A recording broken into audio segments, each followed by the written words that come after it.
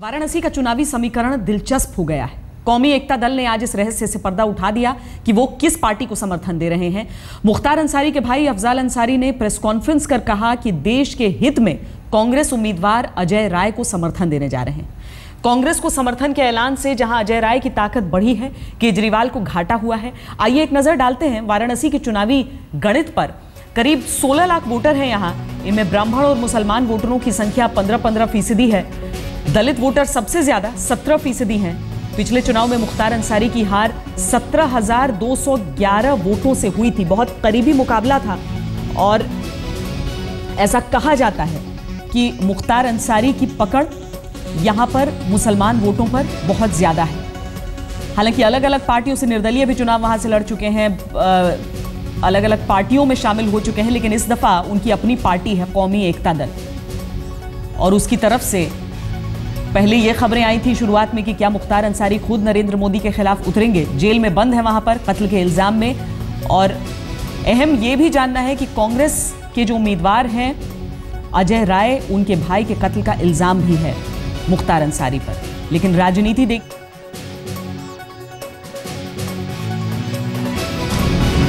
हमारी पार्टी के लोगों ने और हमारे एकता मंच के साथियों ने ये फैसला लिया कि हम लोगों को जो उम्मीदवार मैदान में हैं, जिन पार्टियों के उम्मीदवार मैदान में हैं, उनमें से किसी एक का समर्थन करना चाहिए।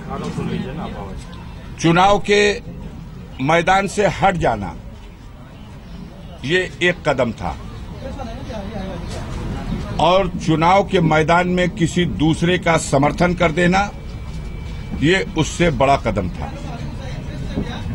इस कदम को उठाने में हमें कुछ वक्त लगा, अपने साथियों से मशवरा करने में, अपने सहयोगी दलों के लोगों को सबको विश्वास में लेने में, बनारस के 5 विधानसभा क्षेत्रों के कार्यकर्ताओं को, अपने नेताओं को और अपने संगठन से जुड़े हुए, अपने मोर्चे से जुड़े हुए पार्टी के लोगों को बात विचार विमर्श करने के बाद अंतोगत्वा आज एक बड़ा फैसला लिया जा रहा है।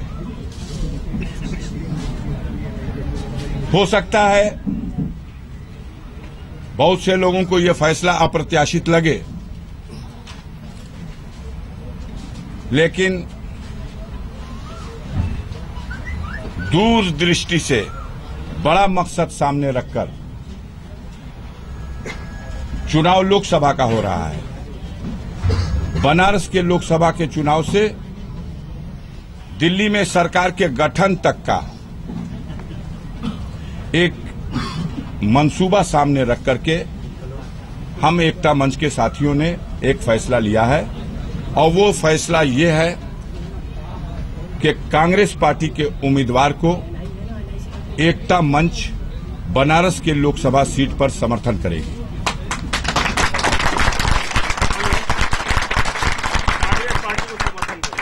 इस फैसले के साथ हमारे पार्टी के सभी कार्यकर्ता, नेता पूरी ईमानदारी के साथ बनारस में कांग्रेस पार्टी के उम्मीदवार का समर्थन करेंगे, उसके हक में वोट मांगेंगे, दिलाएंगे।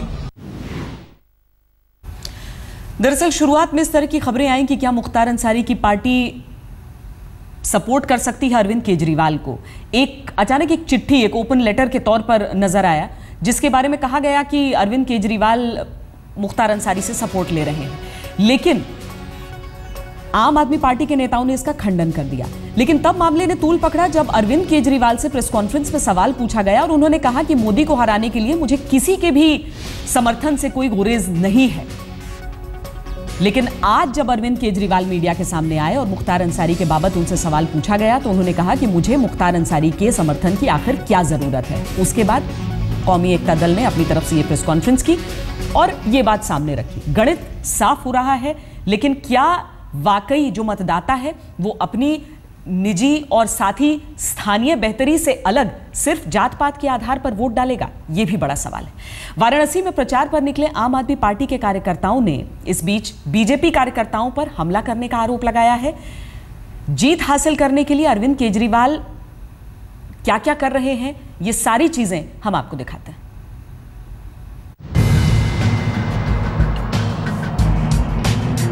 काशी में अरविंद केजरीवाल जीत की तैयारी में हैं। उनके साथी भी उनकी जीत की जमीन तैयार करने में लगे हैं। सोमवार रात को केजरीवाल का एक जत्था भेलूपुर इलाके में प्रचार कर रहा था। आप कार्यकर्ताओं के मुताबिक इस प्रचार के आड़े भाजपाई आ गए और कहासुनी मारपीट में बदल गई और इसके बाद मामला भेलूपुर थाने पहुंच गया। देखने से तो यही लगा कि भाजपाई है, भाजपा का बिल्ला लगाया हुआ था बकायदा। उन लोगों ने शुरुआत करी कि भगोड़े को डिफेंड करने आए हो। तो हमने अपनी बात रखी। हम बोले कि भाई अगर यही बात है तो फिर बैठ के वाद विवाद करते हैं, आइए हम भी बैठते हैं, आप भी बैठिए। तो पहले वो आए, फिर वापस जाके रिग्रुप हुए, 15-20 करीब थे, रिग्रुप होकर फिर आए और उसमें 4-5 ने हाथापाई करी।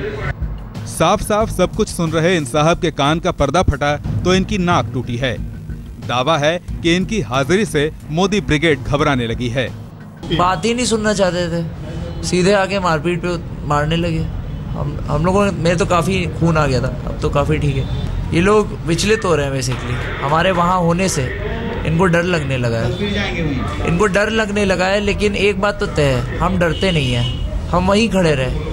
केजरीवाल की ब्रिगेड जीत का रास्ता बनाने में धक्का मुक्की की शिकार है और केजरीवाल जीत के लिए मज़ारों पर पहुंच गए हैं। बनारस के मुस्लिमों को रिझाने के लिए अरविंद उस्ताद बिस्मिल्लाह खान की मज़ार पर पहुंच गए, लेकिन लोग कहते हैं कि इससे फायदा नहीं होगा। राजनीति की यही रवायत है, जीत की भूख दिमाग पर हावी हो जाती है। यही वजह है कि आंदोलन की कोख से निकली एक पार्टी की विचारधारा पर तुष्टीकरण के प्रतीक हावी हो चले हैं। अनुराग ढांडा के साथ नीतीश कुमार पांडे, वाराणसी, आज तक। अरविंद केजरीवाल पूरी तरह से आश्वस्त हैं कि वाराणसी से मोदी चुनाव हार ही जाएंगे। उन्होंने कहा कि वाराणसी की जनता बीजेपी से बहुत नाराज है, इस बार चुनाव में बीजेपी को सबक सिखाएगी। हालांकि तमाम आरोप लगाने वाले केजरीवाल के पास पत्रकारों के कुछ तीखे सवालों के जवाब नहीं थे। कि नरेंद्र मोदी जी वाराणसी से चुनाव हार रहे हैं।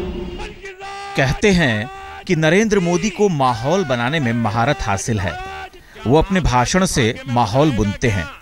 लेकिन केजरीवाल भी कम नहीं है। केजरीवाल बड़ी ही चालाकी से माहौल बनाते हैं।